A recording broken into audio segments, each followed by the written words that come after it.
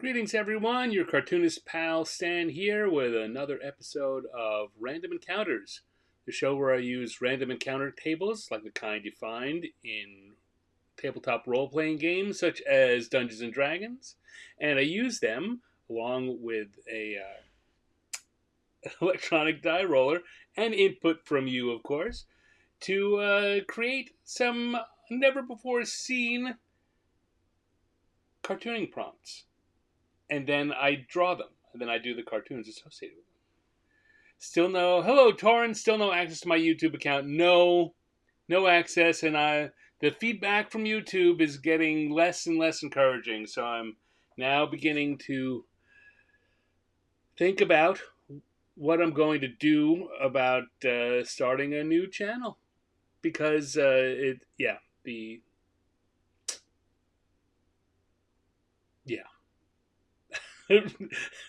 don't know what to say about that. Don't want to be too harsh. Don't want to be too hopeful. But right now, it's not looking hopeful. I'm trying a few other things. YouTube, yeah. I'm not going to say that out loud, Torrin, but I'm not also going to disagree with you. I am, however, exploring a couple other routes I have that might let me sidestep and get some advice from inside the YouTube building. But I'm not holding out a whole ton of hope at the moment. But I'm not giving up either. So, yeah, for the moment, no YouTube. Eventually, someone on YouTube will be watching this video and they'll wonder what in the world was going on. It'll be there eventually. So, having said that, time to get some random encounters going and drawing some random encounters. So I'm going to come over here. I'm doing all of this on my iPad Pro with an Apple Pencil using the app Procreate. None of this is sponsored. I'm using those things because I like them. And I do most of my work on them. So, got to get my act together. That's what I got to do. Got to get over here, and we're gonna switch our views so you can also see that here are the encounter tables we're working with this week. And I'm gonna roll on over to my die roller and see what we get for our first drawing. So here we go. Once or twice, a third time. 6, of course. Always adventurers. But what are our adventurers doing? Once, twice, third time. 5. 6 and 5. We come back over here, and that's adventurers on moving day. Everybody hates moving day. Wonder how much XP you can get for shifting some boxes. All right, so we're going to do adventures on moving day. So I'm going to turn off that image. I'm in round 1 over on my sketch layer. Oh, even have the wrong thing up here. Go there and there. And I'm going to make sure I have the right brush. Yes. All right, so we're going to sketch here. Torrin says, I've been including a lot of credenzas in my D&D sessions lately. You get moss-covered family credenzas. That's a really bad old animated Cat in the Hat reference. All right, so we've got adventures on moving day. So we're going to need... All right. Oh, come on. There we go. We're in the right spot, and I'm going to start drawing. Here we go.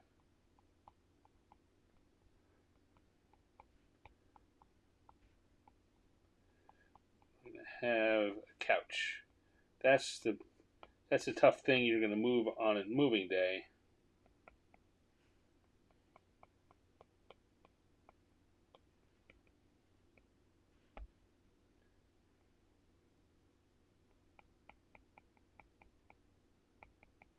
And we're going to have the our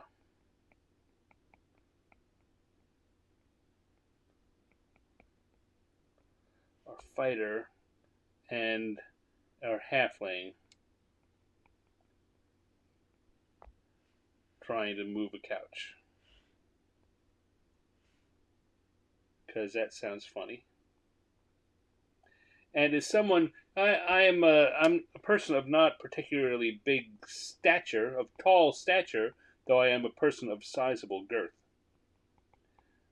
So people often look at me and think, oh, well, Sam's pretty big. He's pretty strong. But my fact of the matter is, my upper body strength is not awesome, and I'm not very tall, which gives me a disadvantage in a lot of ways when moving things. Uh,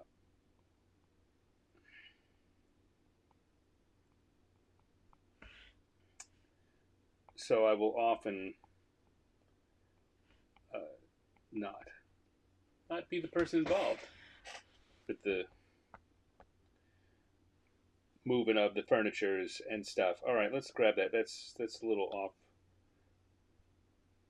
I just want to switch that so that they look like they're on the same plane, or they're on the same.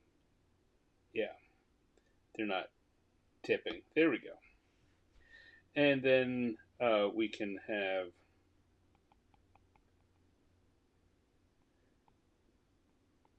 the wizard floating some boxes, maybe boxes of books.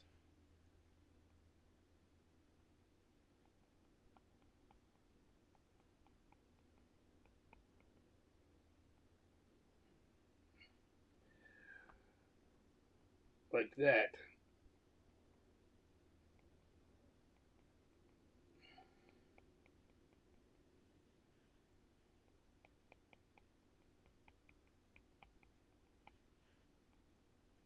All right. I think that's a pretty good rough layout for that. Hello, Jason. Greg says his first D&D character.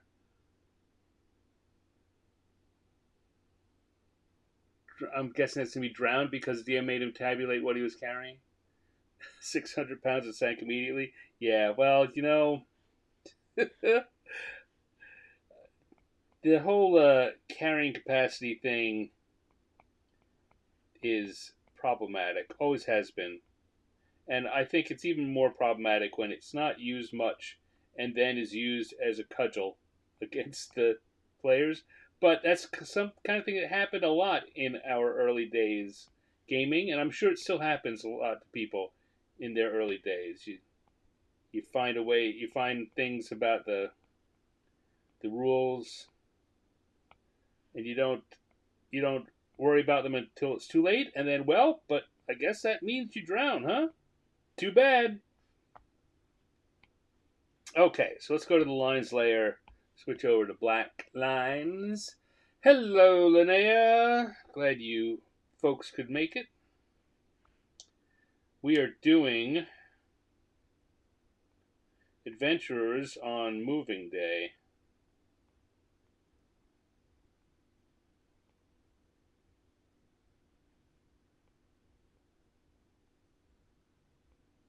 He's giving us a side eye here.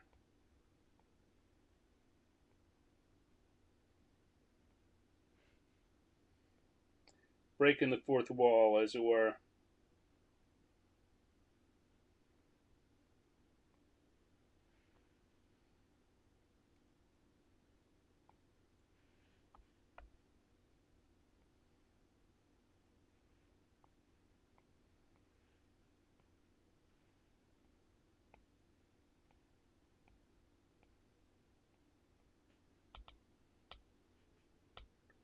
Yeah, so I don't want this to be the topic of the day, but since it came up, yeah, I've had some more not conversations, exchanges through the email, through the Facebook folks, and the chances of my channel getting reinstated seem to be lessening, mainly because YouTube doesn't want to um, do anything other than the basic rules, the basic if this then that, and I believe that there are some reasons why they should not in this case, but you know, easiest for them to just do that, and I understand that. I was hoping that would not be the case, but to some extent, I'm not surprised. I'm just disappointed.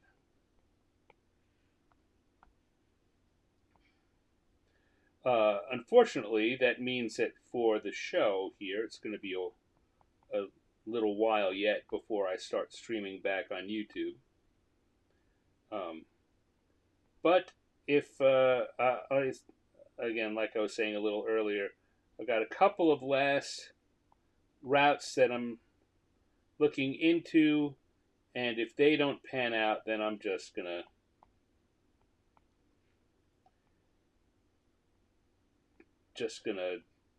give in and say, well, this is what the world wants me to do. I guess that's what I'm gonna do.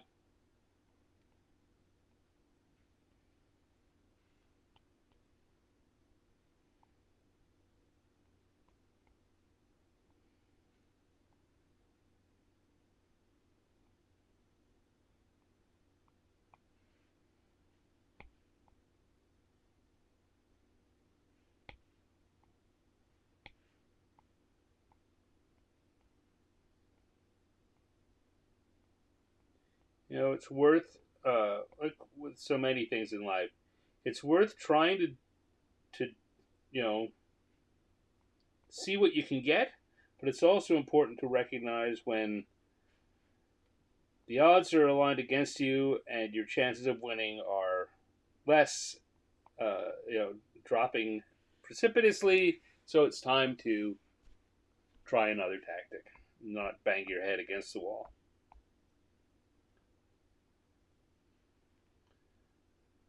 I don't mind failing. Well, I don't want to fail, but I accept that failure is a possible outcome whenever you're doing something challenging. But I don't see any reason to martyr myself over it. There we go.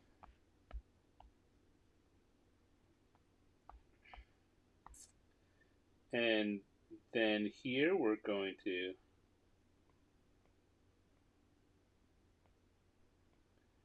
have our elf wizard.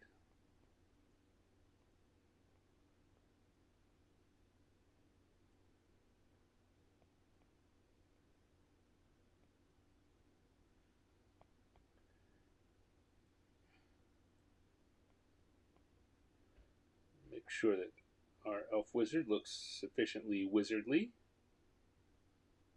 Or spellcaster, not really sure that it's a wizard. Could be a sorcerer or some other spellcaster, but in this case, definitely casting a spell.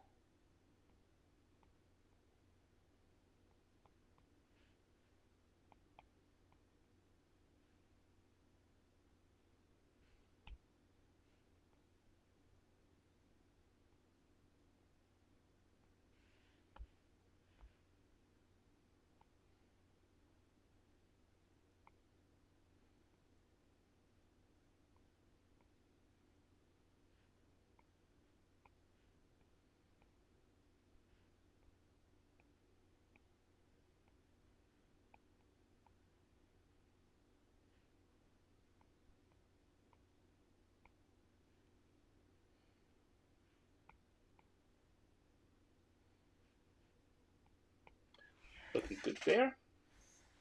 Now, I suppose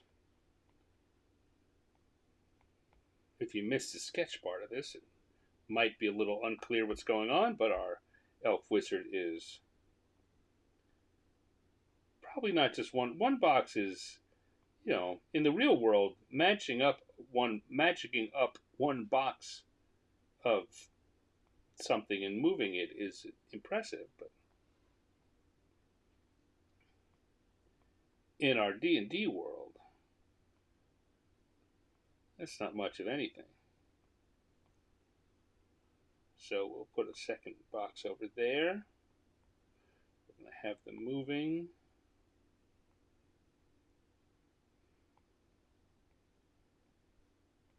I'm going to put some magic-y bubbles, Kirby, not really Kirby crackles, but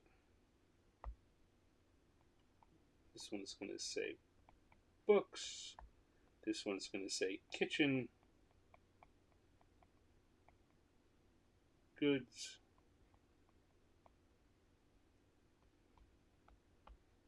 There we go.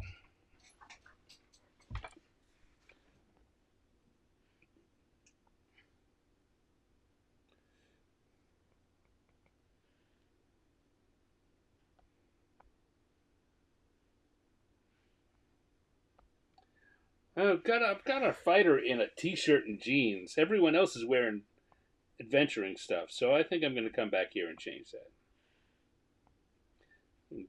Dress like a normal dude.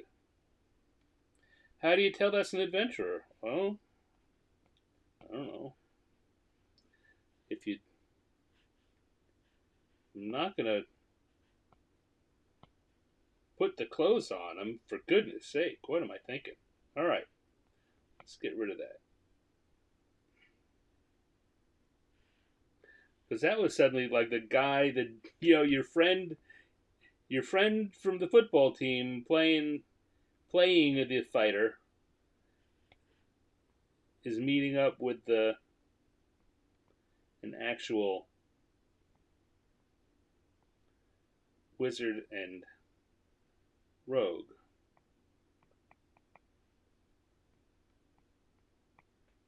But here, if I do this, well, then we're going to have him in his fighter gear.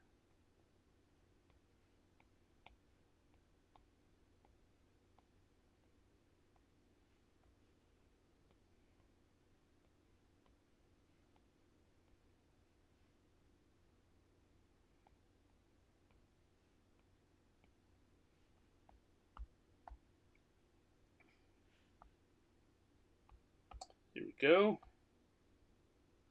See how he's bending at the knees? He's a fighter. He knows how to do these feats of strength. Meanwhile, the rogue over here is definitely lifting with his back, and that's not going to end well. All right, if we turn off our sketch layer, what does that look like? Well, it's a little loose and fuzzy for my usual taste, but I'll go with it.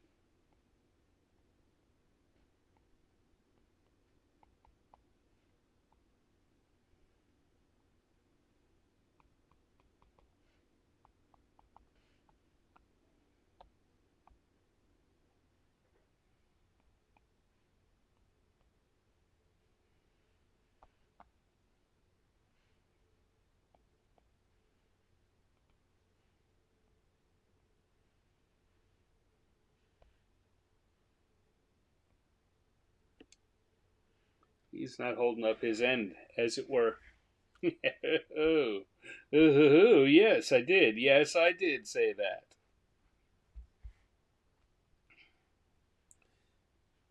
Okay. I think that's looking all right. Let's put some color on that. Pause while I have a little sip. All right, I've fetched a little bit about how my day and week are going. How about everyone else out there? How are things going for you? Are you maybe drawing along with me? You doing some drawings of your own? Again, as I say, you don't have to be drawing the same thing I am, but I definitely encourage you to get out your favorite pen or electronic brush or electronic drawing implement like I use, or a pencil, colored pencils, markers. Do some drawing. Have some fun.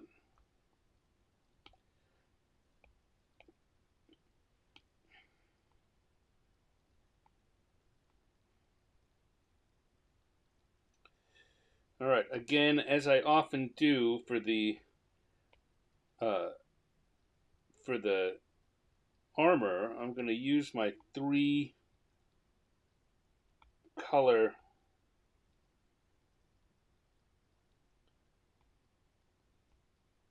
uh, style. I do often when I'm doing quick armor. I'm going to use 3 different colors of blue gray.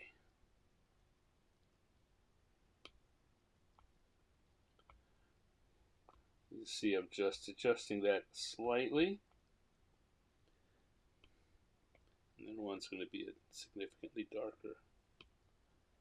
So one is the color I use for the main heavy parts, the chest and the boots and the gloves. And then the lighter one I use for the arms, and then the darker, different one I use for the highlight things. Things like the neck brace here, the belt, and the shoulder pads, the band at the wrist and the ankle, the fingers, and I don't know. Take a look at that. It looks very intentional, but just by doing that, and I kind of go those by hardness, right? I figure the chest plate and the gloves and the boots are going to be those hard things to resist being hit directly. The softer, bendy thing is the lighter gray, and then the more blue one is for highlights.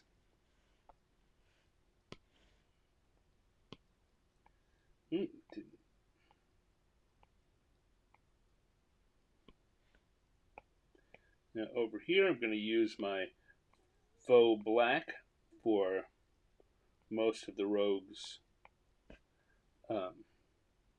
clothing.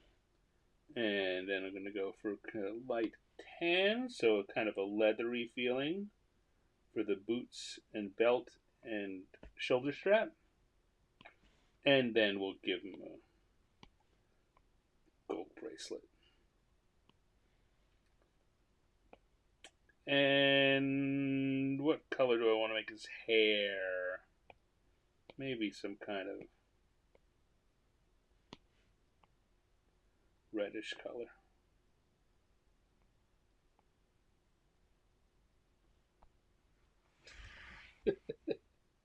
Cracking me up. All right, the almost always make my elf magic users fair-skinned and fair-haired.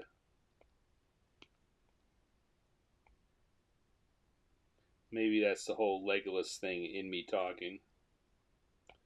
I'm going to make these wrist bracers gold. I know that. I want to make the belt gold. And then maybe a purplish color for the leggings and sleeves. And some kind of magical green for the tunic and boots. There we go.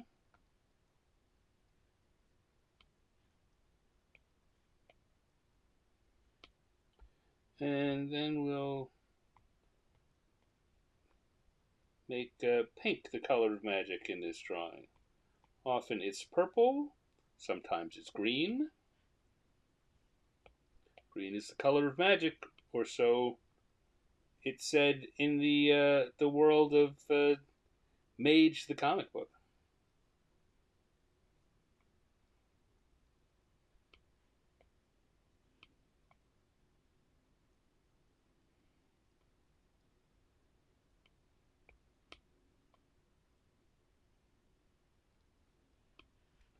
And then I'm going to come in here for a slight blue tint on the tape.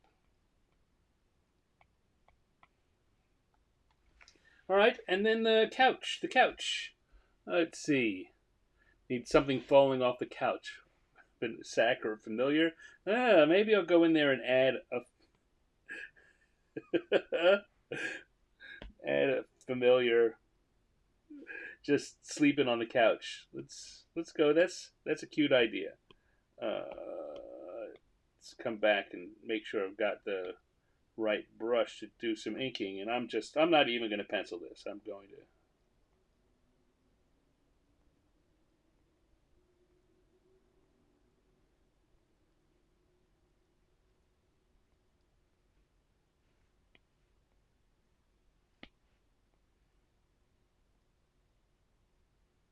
just going to have the cat sitting there having a little nap on the couch. That's the wizard's familiar.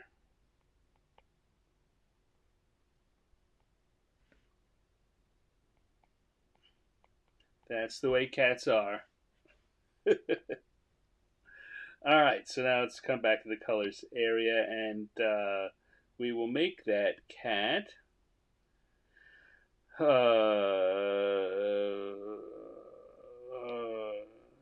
of a sandy brown color.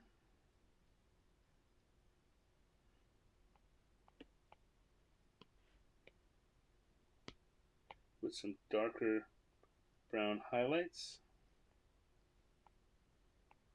Like that. Well, kind of, I mean, doesn't look like a Siamese cat, but that color is a little Siamese. That's okay.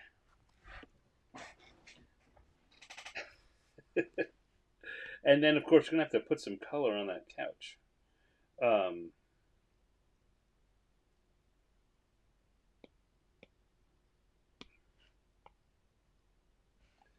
know what? I want to make the brush bigger. We're going to have larger areas we're covering.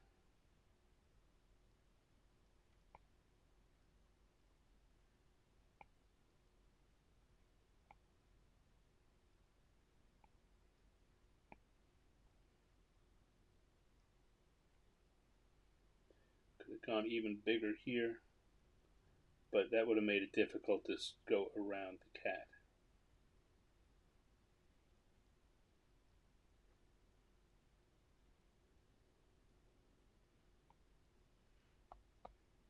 Here we go. Looking all right. Let's do a little bit of shading on this, and then we'll call it good. In fact, since I'm here, we'll start with the couch. And bring the brush size down again.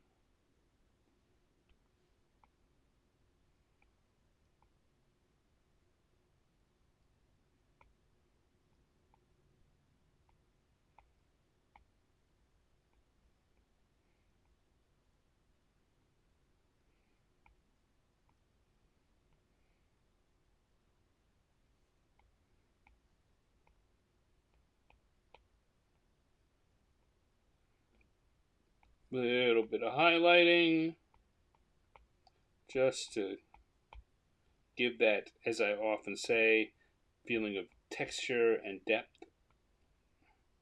That just makes it feel a little.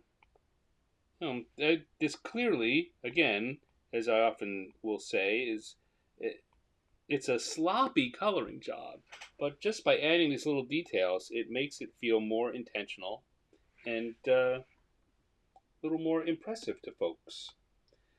Folks that aren't here with us right now, we're gonna impress them with how easily we can do this. That's not right.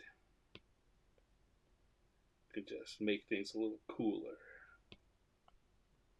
Nope, that's not right either.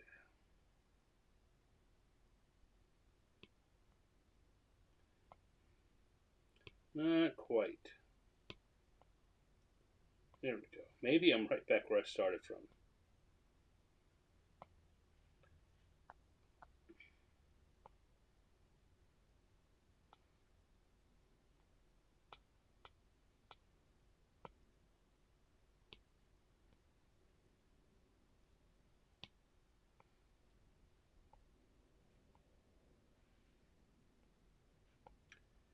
Again, I'm just going to add a little bit on there, on the bottom, And on one side, anywhere it seems like there might be a little shadow.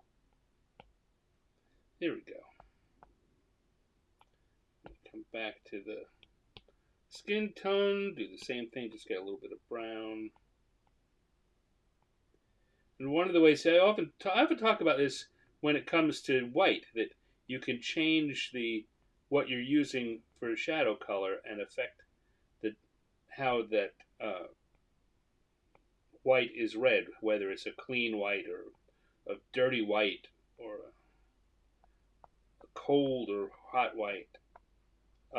You can do the same thing with skin tones too.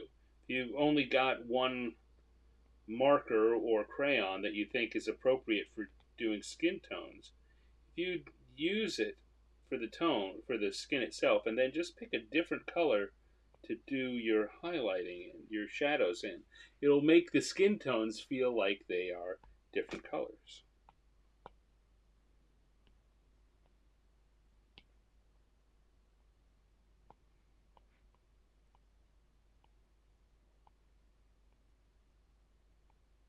There we go.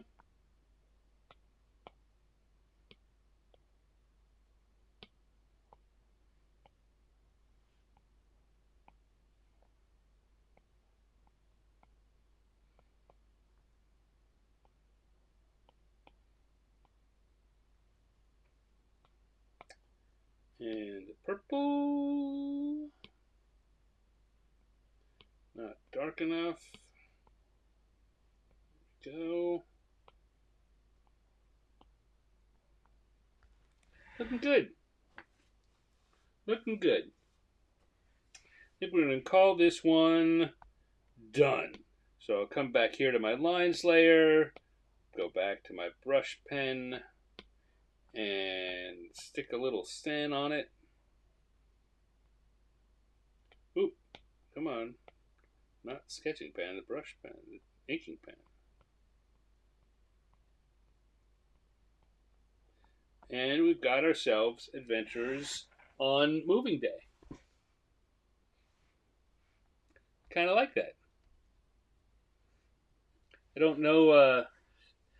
Often I do these and I think, oh, that might make a good sticker. I don't know that this would make a good sticker, but this idea, this kind of drawing, it feels like it would be a good illustration for something. If I were to do this, just go back and redo this drawing a little bit, it could go with an article or something somewhere. I don't know what, but I get the feeling that this is an idea that has legs. This could be reused. So, let's take a little break and see what's going on. Not much, and everyone's a little quiet in the chat room, which is okay.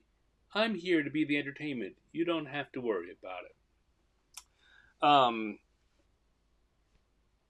Yeah, I can't believe that we're already middle of June. Halfway through June, practically. Right. So much. College move-out day, yeah. Maybe I just need to save this for next time I have any moving to do. Maybe I can make this up as a moving sign that people can send around to their friends and sell it as a piece of stock art.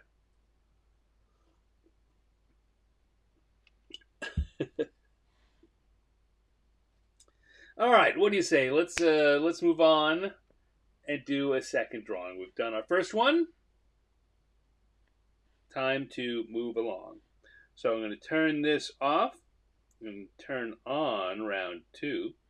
And I'm going to turn on our random encounter tables again. And we're going to go back to the dice and see what we get for our next random encounter. Come over here, and we're going to roll the dice. We're going to go once, twice, a third time is a 2. 2 is our who. And once and twice, a third time, 2 is also our what. That's easy to remember. Let's see what it does for us over on the table. So 2 is a barbarian.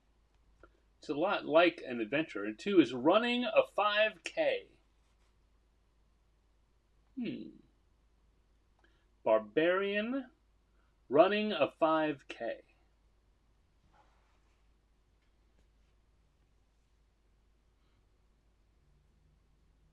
Thinking about that. I'm thinking about that. All right, so let's come over here to our sketches. Gonna go back to the blue sketch pen, and we want a barbarian. So I guess we're gonna go with a Conan style barbarian in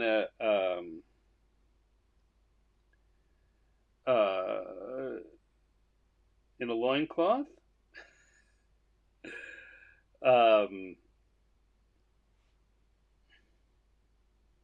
Let's zoom in a bit. So a big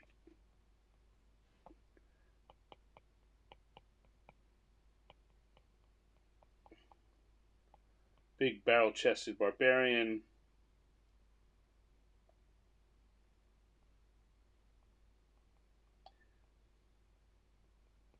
I think we'll probably even give him his sword, because Weird Barbarian goes nowhere without his sword. He's going to have long, flowing hair.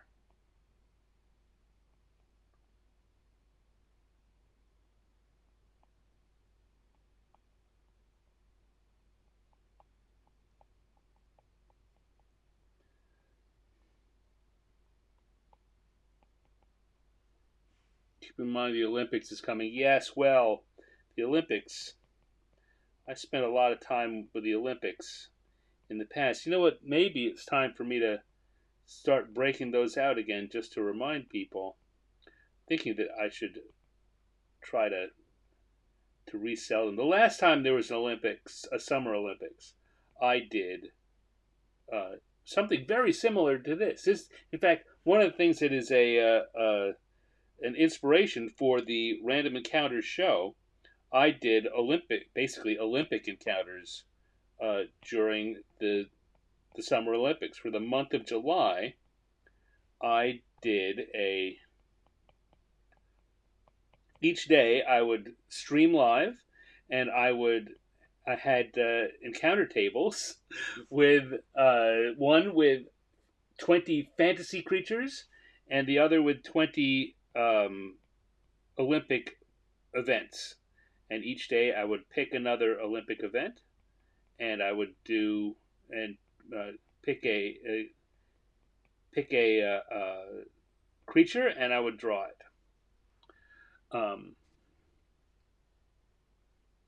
And then when it was all over, I did a Kickstarter and wound up kickstarting. You know what? I am going to pause here for a second, leave the barbarian there, and I can reach over here and I can show you, because I did a Kickstarter and wound up doing a little book called Creatures and Competitions, which has, let's see on the back cover, a bunch of the creatures and competitions. I started with an opening ceremony, but then on the first day we had troll basketball, and what else did we have? We had bugbear gymnastics horse, and then we had water elemental gymnastics floor routine, all randomly chosen. I wound up doing, I think I did a few extra, so there are 32 or 33 different. Here we have an elf with a javelin throw. So yeah, that was a lot of fun. And I got a little book out of it. Not only that book, I also did, this will be a little harder because it's under a bunch of other books. Pay no attention to the man behind the curtain.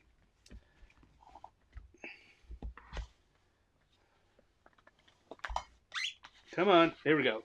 I've got a coloring book version of it. Pull it back a little so you can see. You know what? Let me get that off the screen. Let me just pull myself back up on screen for a sec. Yeah, so there's a coloring book version of it too, where each page has orc triple jump there. Show you a few others. And oh, there's that elf with a javelin again. And one more. Got a rat folk rhythmic gymnastics. So there's a coloring book. And there is an art book that I still have copies of that I sell when I go to conventions and stuff. So maybe I should get it in my head to do a site where I can promote these during the Olympics again and sell them online. Good idea. It was a good idea 3 years ago. It's a good idea now. Anyway, let's get back to our 5K Barbarian. So I've got, certainly that's a running Barbarian. Now, what makes this 5K?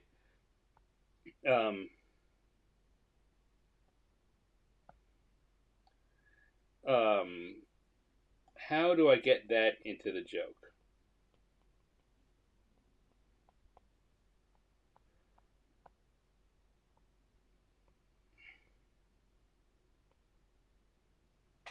Not being a runner, that's a little tougher for me. Finding the joke in this. When I put that up there, I thought that just if it was one of the creatures that was not at all physical, that would be funny on its own. But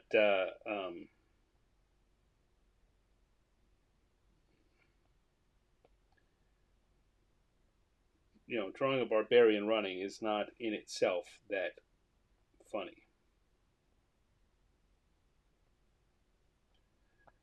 I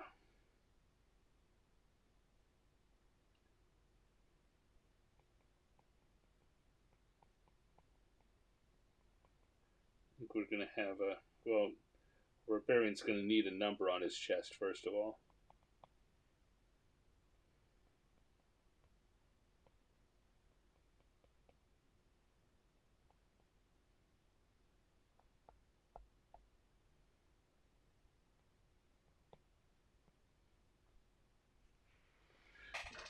Maybe the barbarian isn't. I've got the barbarian struggling a bit.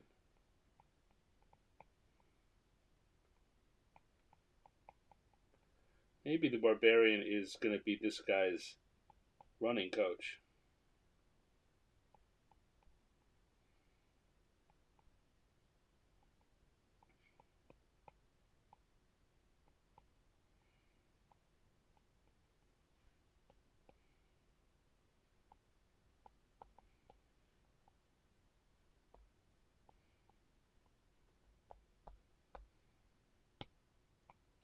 What would a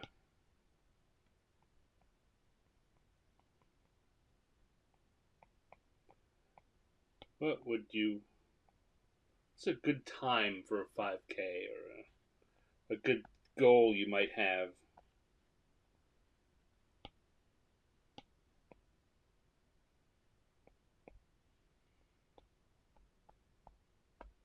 What would either, I don't know, one of them be running for? Either the barbarian is trying to beat this guy's time, or he's trying to get him to beat his own best time too.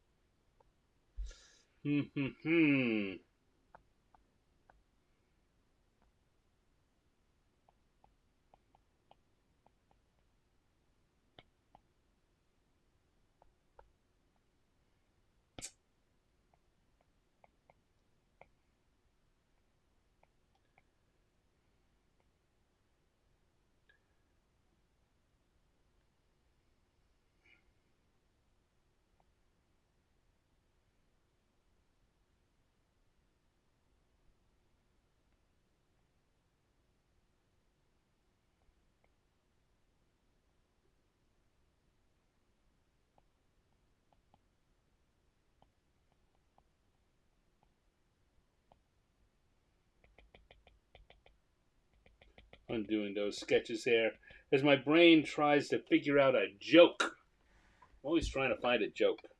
Life would be so much easier if I didn't worry about that.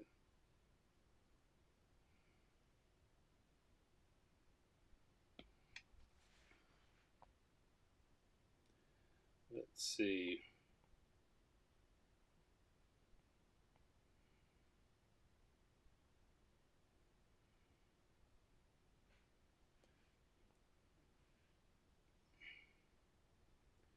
This is going to be 2K.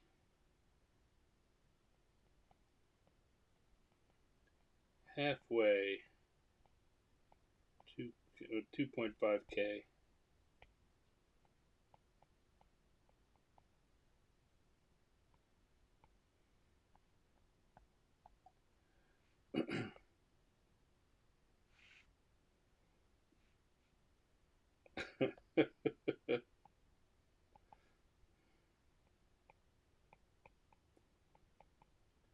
I have a friend, an online friend, Adam Tinkoff, who he's got a very good YouTube channel if you want to follow him. Tinkoff,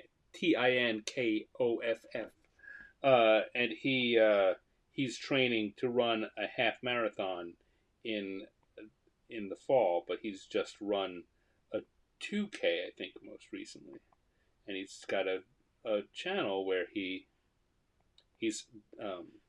he used to run about 10 years ago. Now he just turned 60 recently, and he's getting back into it. So he's kind of covering his uh, what's the word I'm looking for? He's covering the experience of getting back into it and his growth. All right, let's go. Let's do this.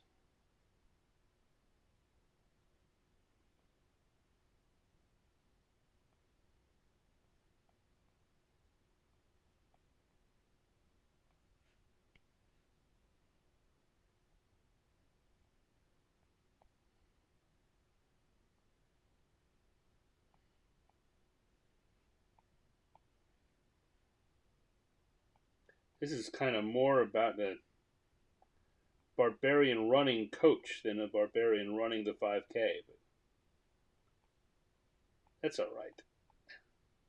There's very often these jokes, and again, this show as an example of how the creative process works.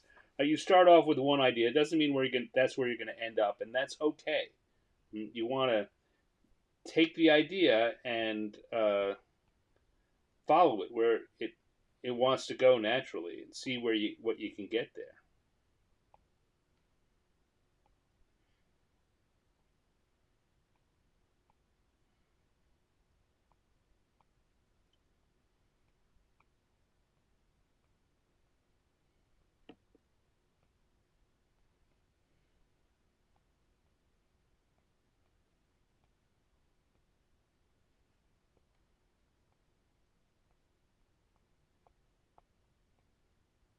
If this turns out well, I may send it to Adam.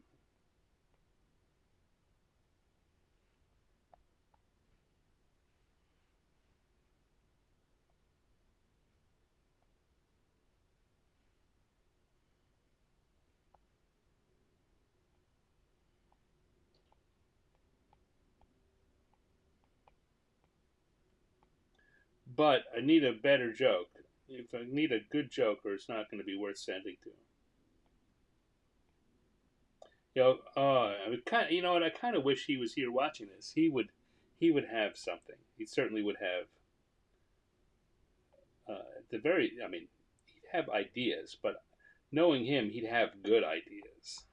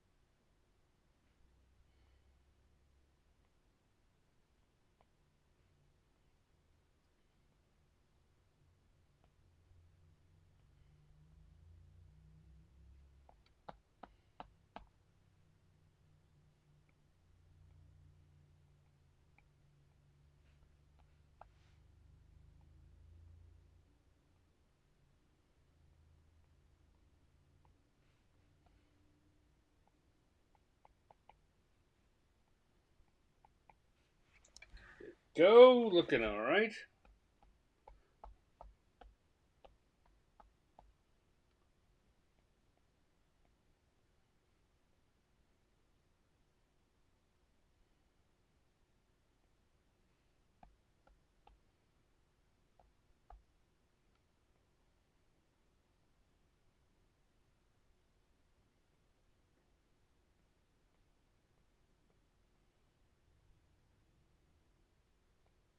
I'm really beginning to think of this as Barbarian Running coach rather than Barbarian Running a 5K.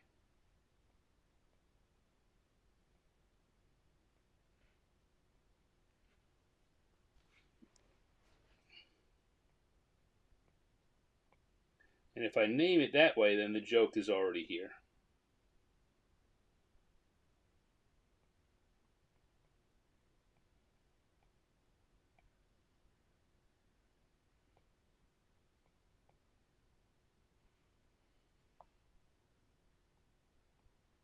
So let's just have his number say coach on it.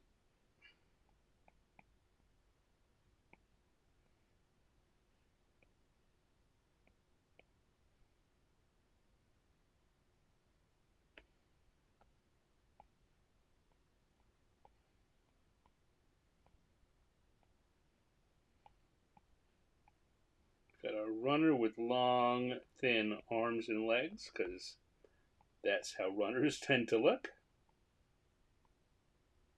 These are also the kind of things you pick up when you start drawing people, start paying attention to people and what they look like. I mean, we all notice, right? We all know from watching the Olympics, as uh, Becky brought up, right? We all know that the runners are usually very long, thin and long limbed. So if you're drawing something and you know what the character is supposed to be or what they're supposed to be doing, you can just bear those things in mind and add them in, even just a little bit. It'll help.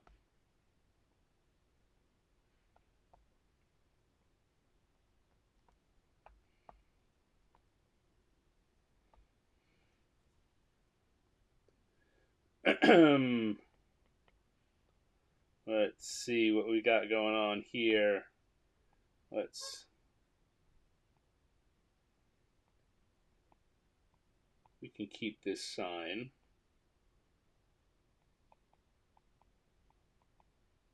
Half point. 2.5K. And then our barbarian can be saying, here we go. Thinking about this. What our barbarian can be saying,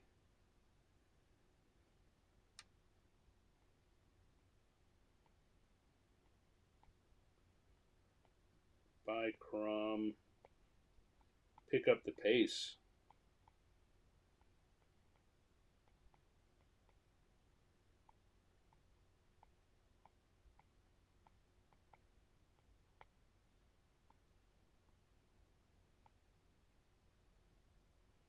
I think I'm not going to do those sweat bullets off the barbarian, but I think we will give some to our runner.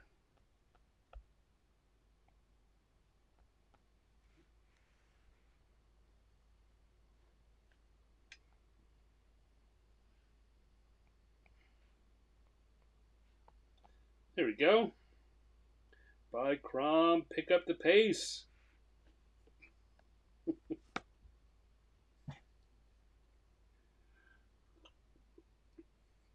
All right, that's looking pretty good. Let's add some color in there, shall we? Once again, I'm gonna drop out the sketch layer and look at it. See if there are a couple more places where I might want to drop in a little extra line work just to make things a little clearer.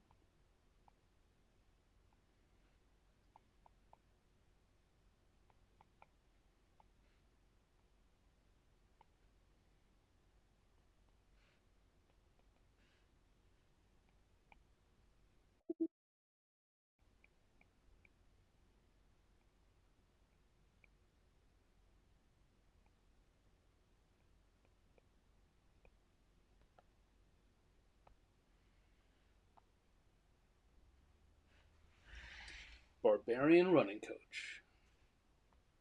All right, good. So we're going to go to the colors layer. I'm going to switch back over to the gloaming brush, which gets me that that markery, crayony effect, which allows me to do the loose coloring style that we were talking about earlier. I'm going to give our barbarian a swarthier skin tone. That's a little too much.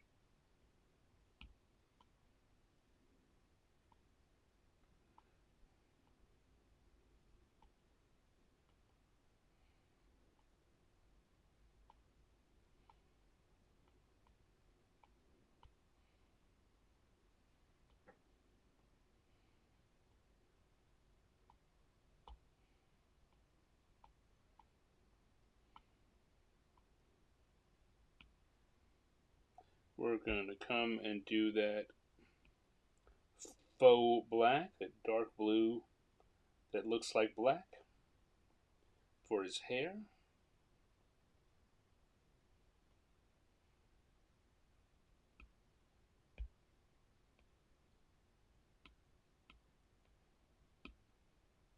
Gold on the armbands.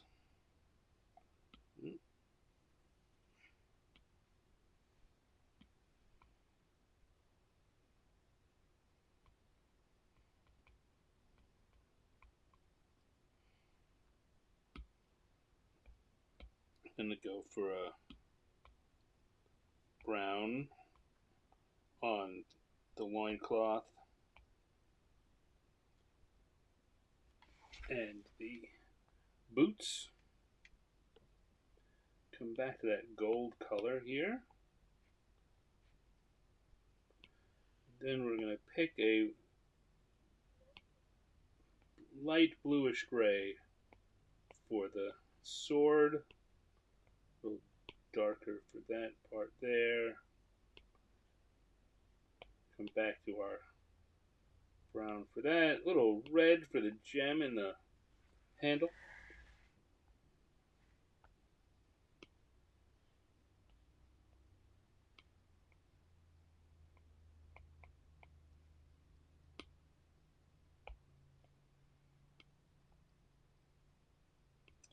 And what else do I want? I want to do running shorts very often are a navy blue.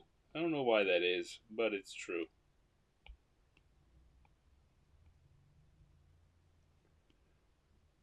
And maybe some kind of green top.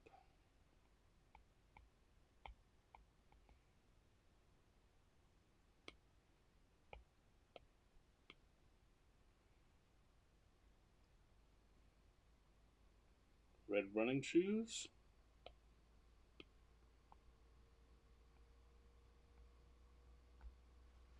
There we go. I'm going to come in. I want to grab, again, a light blue gray, and I'm going to put some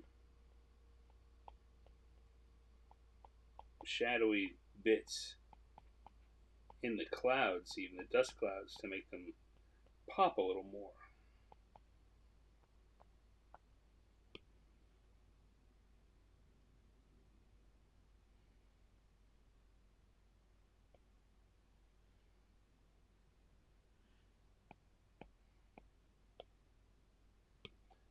Pick a more brighter white to accent the number things they've got. Their numbers, their bib numbers.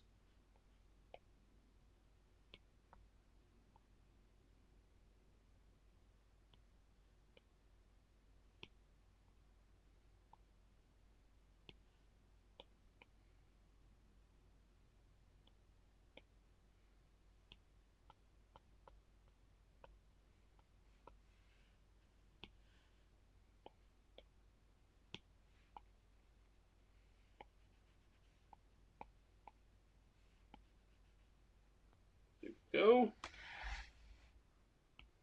And do some kind of purple for his distress.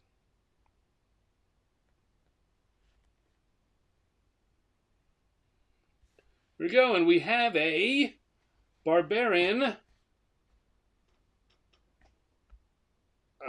running coach. Barbarian doing a 5K as a running coach.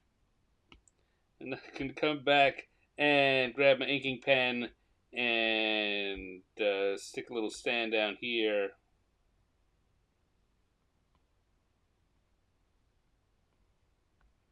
And we've got drawing number 2 complete. Barbarian running coach.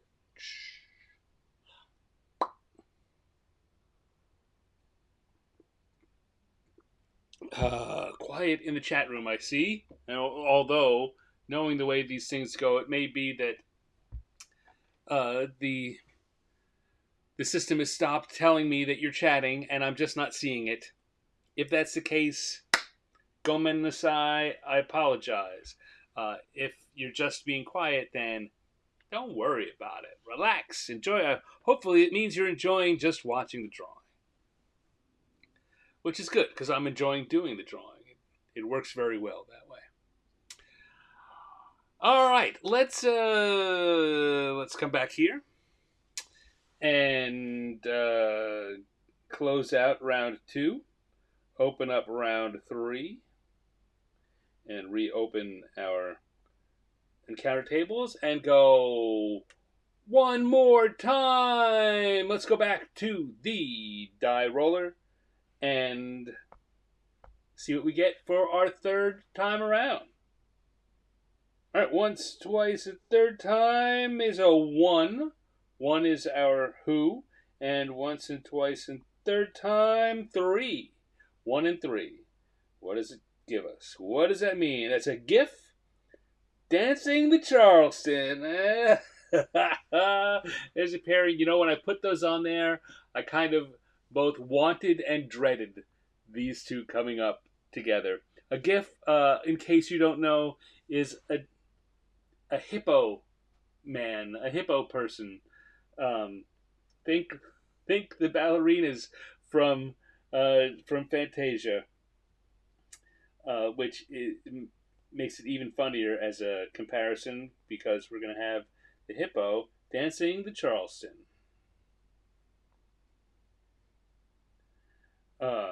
All right, so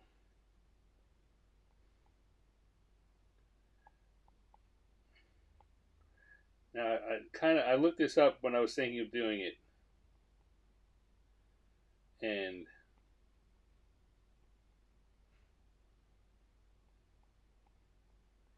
there's a big leg kick to the side and arms up, hands out like this. And there's also, for ladies, there's a hand up in the air, other hand on the head,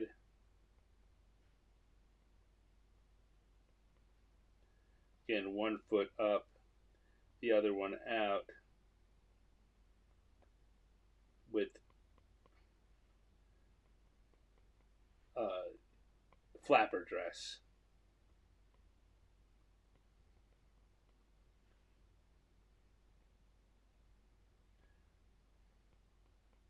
Now, neither one of these looks especially like a Giff, although that guy would be a lot easier to do it. Maybe I'll make them both. Let's see.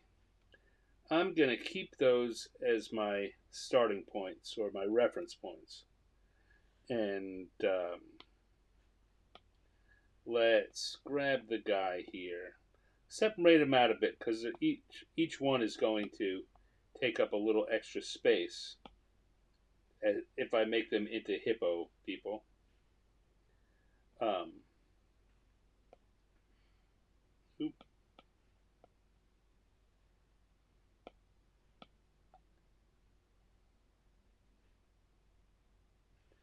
Not so sure about this hand on the head thing. It's not looking like it goes with it. What if I switch this around?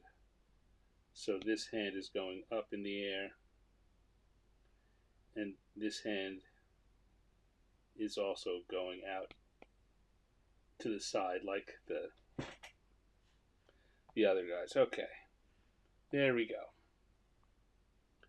Let's see what we got going on. So we're going to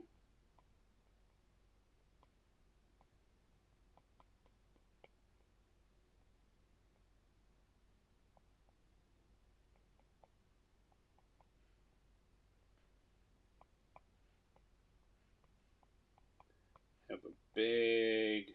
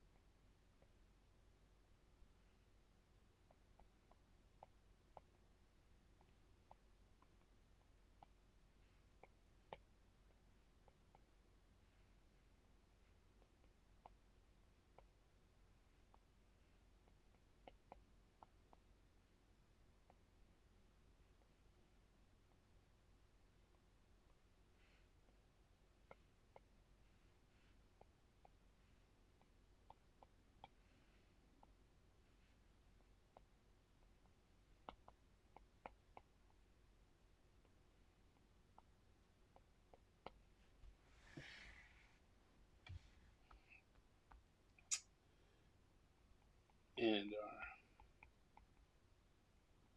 hippo over here.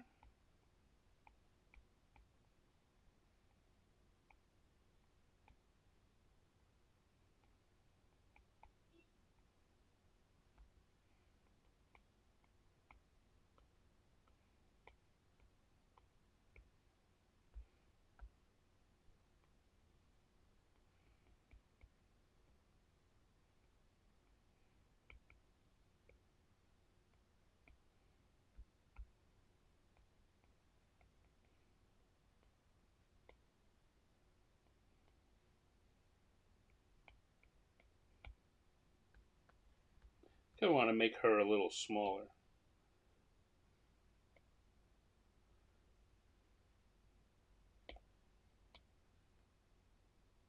Just a little.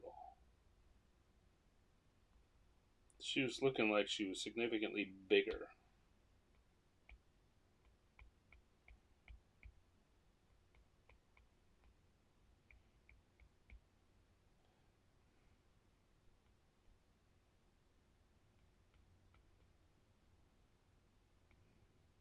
That's difficult. Like flappers, one of the things that distinguish flappers is that they're very thin, right? That was the fashion of the day. The flappers that you see in all the movies and such, they're very thin. And hippos certainly busting that uh, stereotype. But they're also not everyone in the 20s uh, was rail thin. There were certainly some. Not everyone who did at Charleston met that stereotype.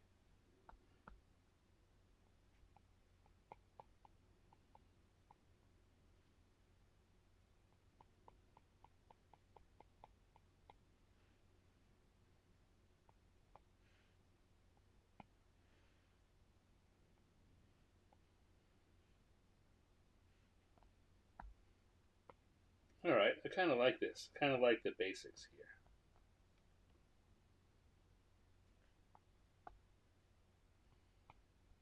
Got a couple of hippos dancing the Charleston.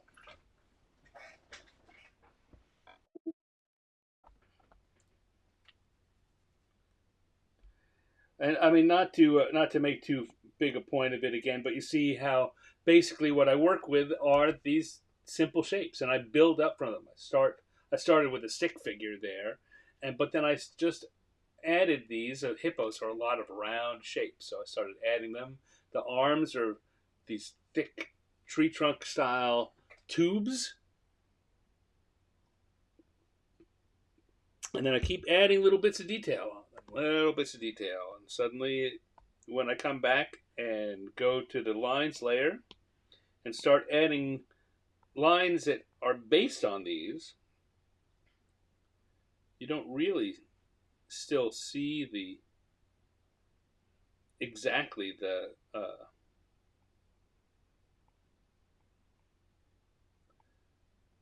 shapes underneath, but you can watching it here. Hopefully, you can see how they're still there. It's still there. This is all based on those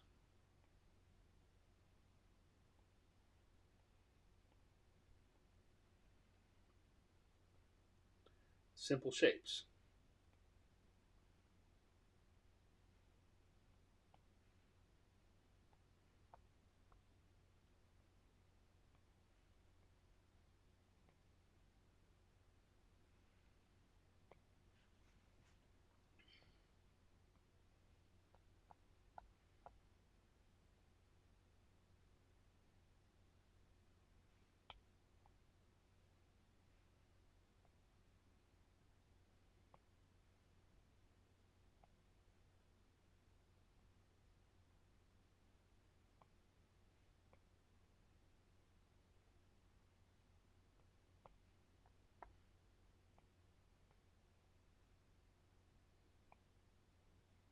And add this little fold there at the wrist, and it gives it that clothy feeling. Now, as I often will point out, a lot of this is experience, having done this before. But you try it out, you find some things, you file it away for later use. You're able to pull it out when you need it.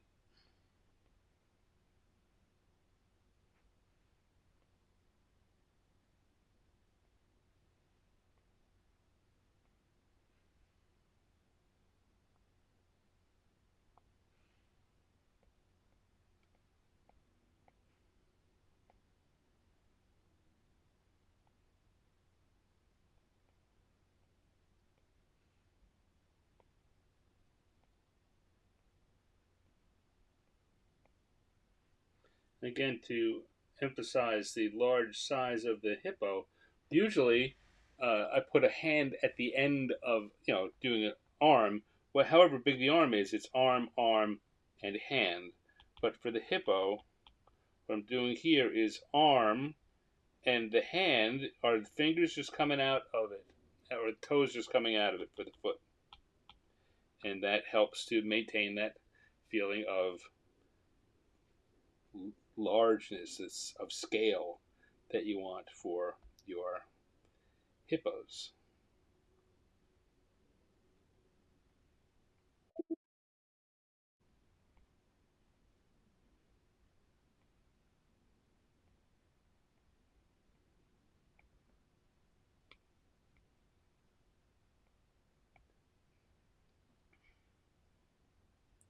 Ooh, come on, get in there.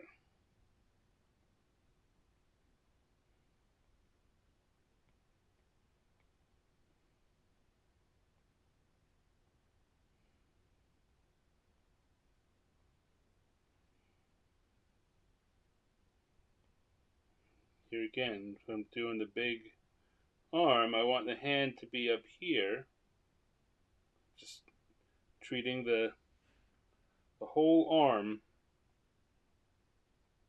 The hand is just an extension at the end of the arm rather than be a, a, a little blobby at the end of it.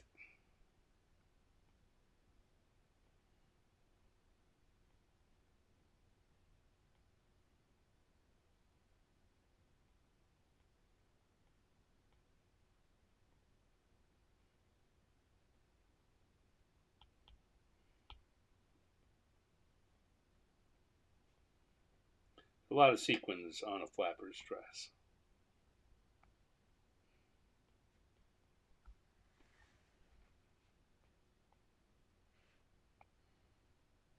And here I'm not going to worry too much about the bottom of it because it's going to also end in a whole bunch of fringes.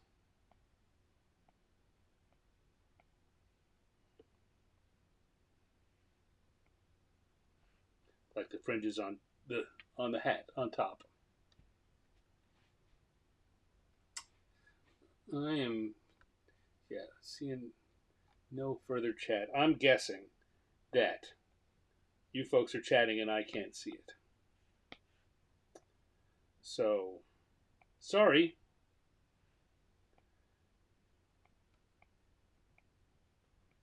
Again, this will once I solve that whole YouTube problem, a lot of this will change, and I apologize for the fact that I don't have a solution yet. I'm not. I mean, I don't feel like there's a lot I could have done about it, but to the extent that this whole problem is one of my own making.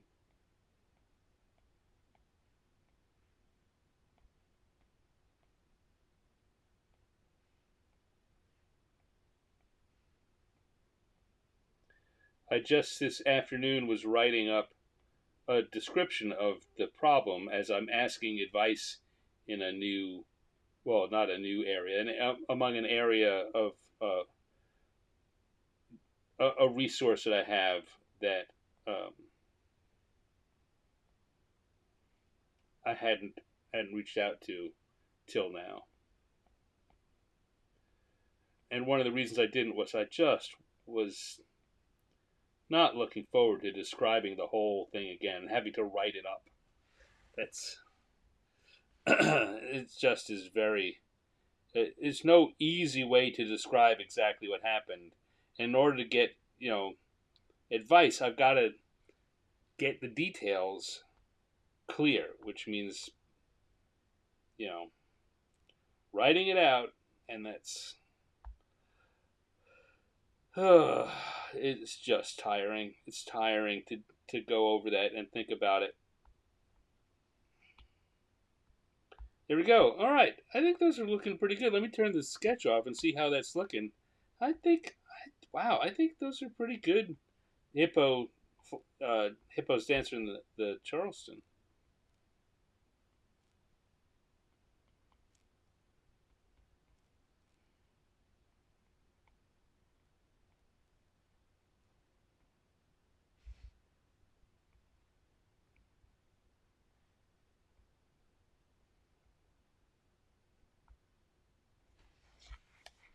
All right, let's put some color on that and wrap this puppy up. So go to colors. We're going to switch back to the drawing brush. And we're going to go here for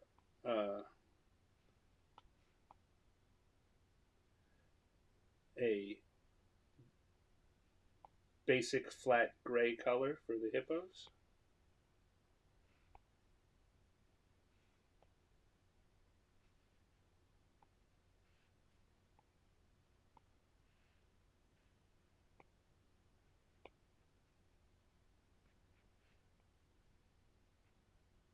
So I certainly could have gone with a more brownish gray. This works fine.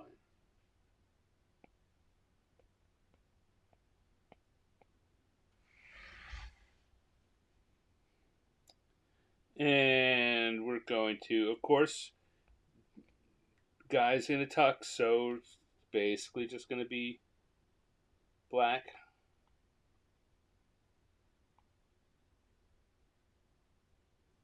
Same thing as before, right? Finding the basic shapes within the shape, coloring to that to help with that feeling of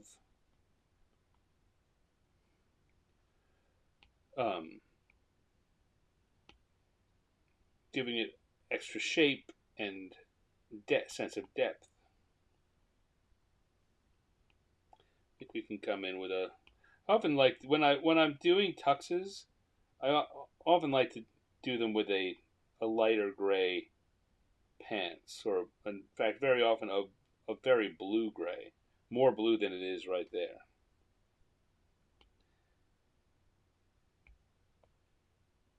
Now the flapper is wearing a silver outfit, so we don't actually need to color much. We can just start by putting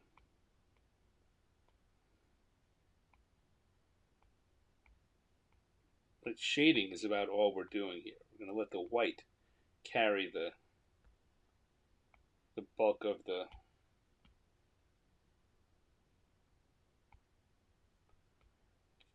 work here. I might want to come in with a much smaller dark. Ooh, maybe not that small. To get the idea of the sequins.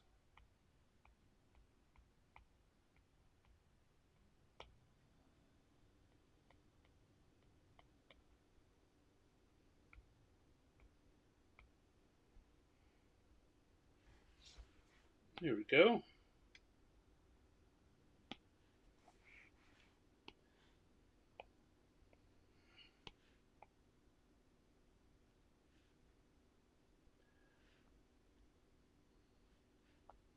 And do a little extra shading to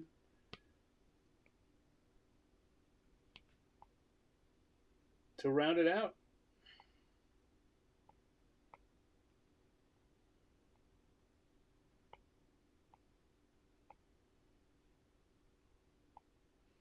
Just a little bit. Just a little bit. As my friend Barbara would say. Just a little bit.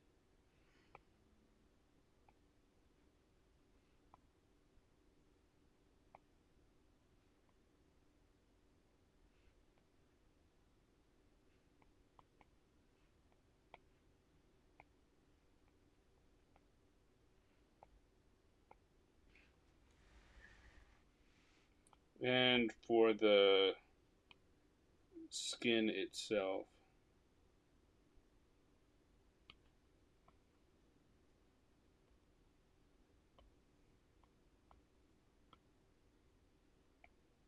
see how that's little, and this, because of the color gray it's using there, it's got a red tinge. You see how that kind of shows you what we could have done with a color other than flat gray. That reddish brownish gray would have been a good skin tone, and that's why it makes a good highlight.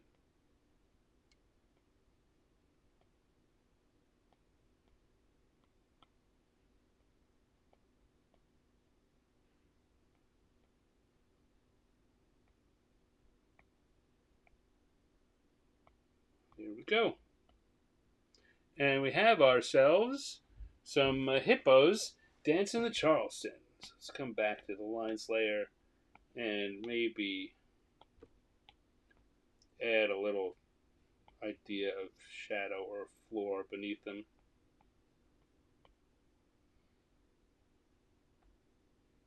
Charleston, Charleston, do do do do do. There we go. And I'll stick a little stand in the corner there to signify that I believe that we are done with the hippos dancing the Charleston.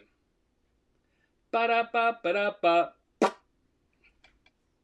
And we've now had a successful evening of improv cartooning. Came in, we didn't know what we were going to draw. Certainly we didn't think we were going to be drawing hippos dancing the Charleston, did we? No, but that's what we did. We've got hippos dancing the Charleston. We've got the Barbarian Running coach. And we've got adventurers on moving day.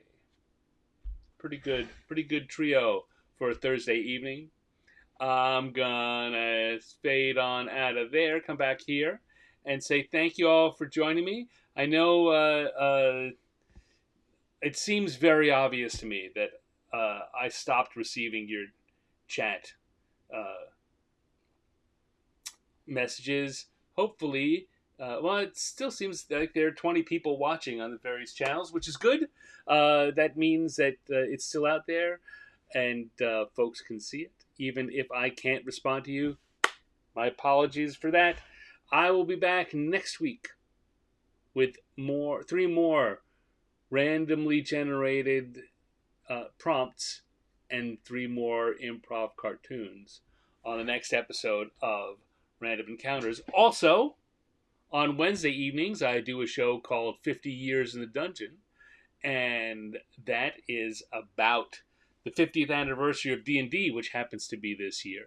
And each week I have a guest on where I interview them, and while I'm interviewing them, I'm also drawing an a cartoon homage to a classic piece of Dungeons and Dragons art. Last week it was to a box set from the old Ravenloft campaign. The week before that, it was the original box set to the Dark Sun setting.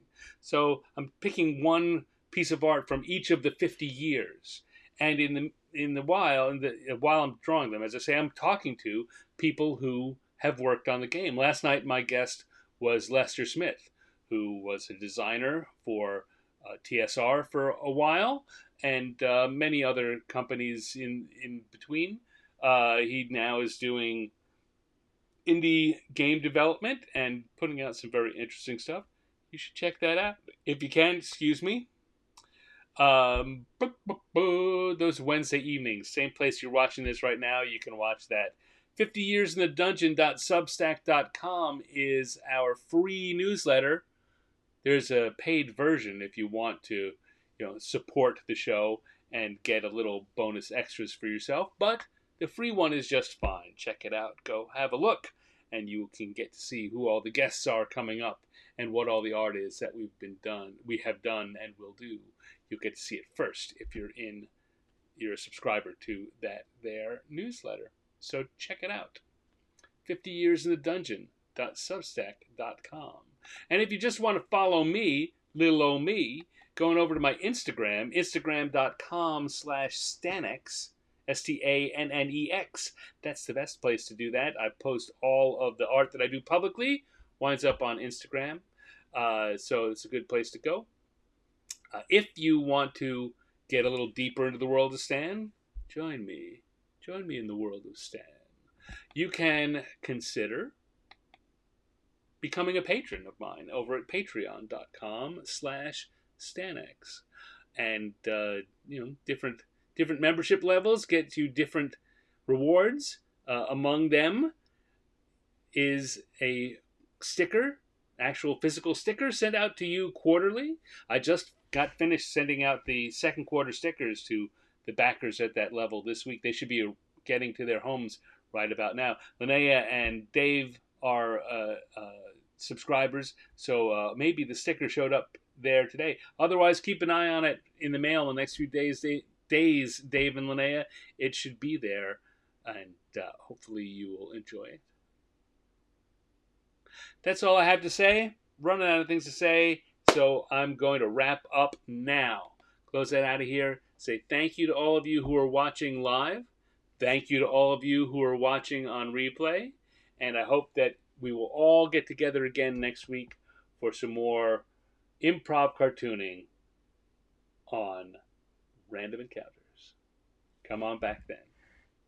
See ya.